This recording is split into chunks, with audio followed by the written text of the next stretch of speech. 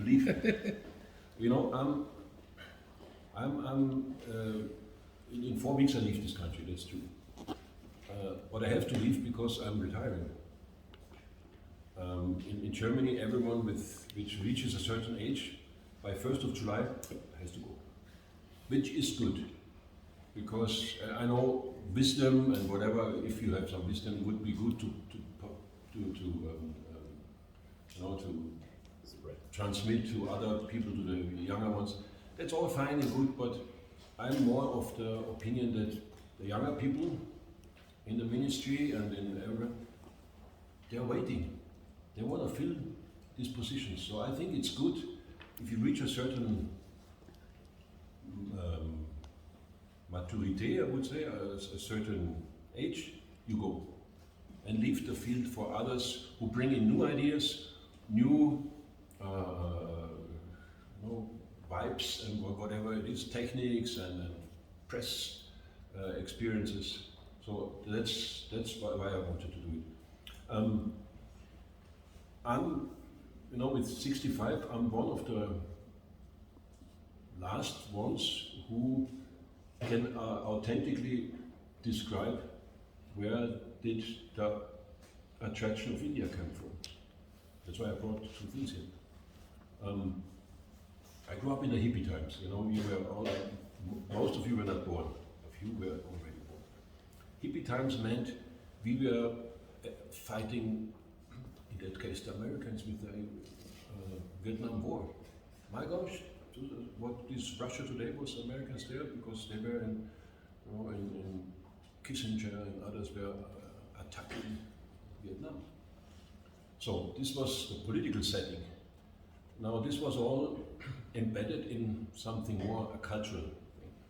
Cultural thing was we were protesting against our parents, authorities, people who run around with ties all the time, short hair. That's why do we have a long hair? And one thing was we were focusing too much, our parents were focusing too much on materialistic things. Remember there was 20 years after the Second World War, everyone was trying to build a house and accumulate wealth. And we as youngsters said, that's not enough. We need much more. We need to fill our dreams, have a dream come true, and we had this dream of a global family. Make peace, not war, and we had a lot of course, dope was involved, music was involved, jazz was involved, and India was involved, because India was represented for many of us. I talk about not only Germans, but many of the West, represented to us maybe a very idealistic, naive perception, which was this one, Hermann Hesse Siddhartha. Many of us, we read it, and for us it was a country where people are meditating all day under the banyan tree and listen to Sita music. And it was a counter model to the Western money-making machinery. So that's why our dream was to go to India. So was mine, to go to India. And this was triggered by something else which I brought here. Some have heard of it, the concert of Bangladesh. We come back to Bangladesh. Now 71, there was, of course, a tragedy, and there were a lot of refugees running away, and there was a flood also in Bangladesh. So there was a huge need for international aid for Bangladesh. Now, some people said, especially the Beatles, George Harrison and Bob Dylan and Eric Clapton, and they said, okay, let's convene in the Madison Square Garden in New York a big concert. The concert was called the Bangladesh Solidarity Concert. Now, this was fine as such, but the funny thing, and that's what I saw as a 15-year-old television watcher, there were these hippies with long hair, George Harrison standing on with jeans and t-shirts, and you thought, my gosh, And I opened the door, and on the other side came white-dressed people. It was Ravi Shankar. Ravi Shankar and a group of his famous musicians. And they came on stage. And for the first time, there was a concert between East and West. And I saw that and I thought, my gosh, it's like a confirmation of all my expectations why I wanted to go to India, because where these people come from, the world must be different. So it's difficult to explain for you, but I tell you, this is something, otherwise I wouldn't say it, it's something which moved me, a lot of people in my generation in Germany, but also in other places of the Western world, the US and of course and in other places. So as consequence, from 72 on, there was a whole a march of people from the West to India. I wanted to come to India to see where the sun gets up and to see all these meditation things. Now, this was when I was 16 years old, 17 years old. So I was working as taxi driver, truck driver, and by McDonald's and whatever, to get enough money to do what? To go to India. And there I came, 76, to India. And here sits the same person being the ambassador of Germany. But it shows a journey through life, because the whole life, whatever job I did in my life, and I was a musician, of course, I always kept this India in my head. Even so, when I came to India, of course I was disappointed, because all I ever saw was these freaks, European freaks, everyone high on ganja, and doing nothing. Be it in Pune with Bhagwan, be it in Rishikesh, in the Beatles ashram. I was a bit disappointed, because of course not everyone in India was sitting under a banyan tree and meditating.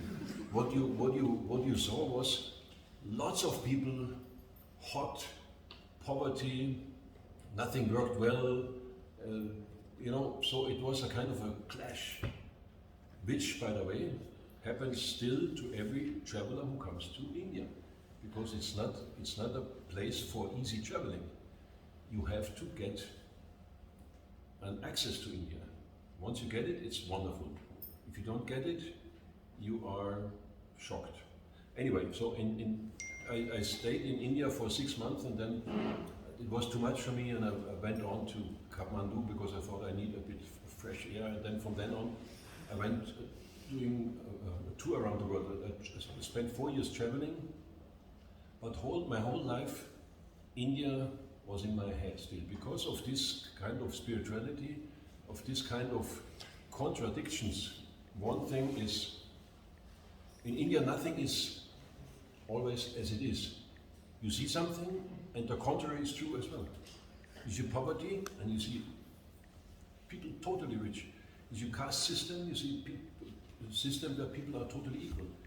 You see tolerance between different groups. On the other side, you see fanatics. But it's life. That's what it is. So if you travel now, to come to an end to this question,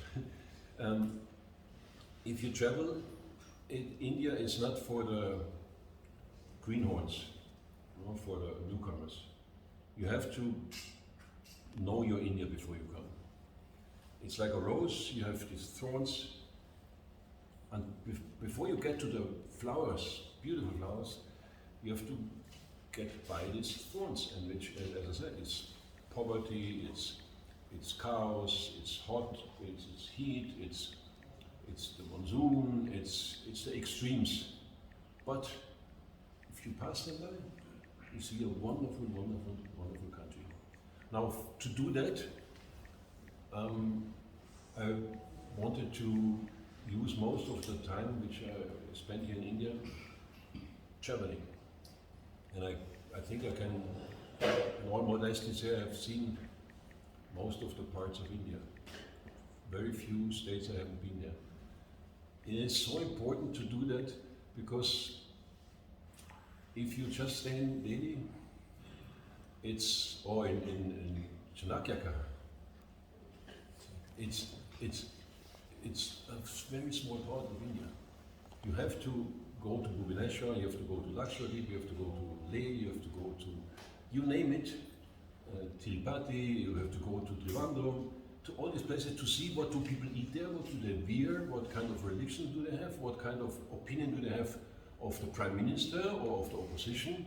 All these you have to see. If you don't see that and you don't talk to them, then it's a very limited part of India you see. So this is my perception of, as a diplomat, and that's what I did mostly. And you saw me very few times on dinner parties, seated dinner parties, or national days or something.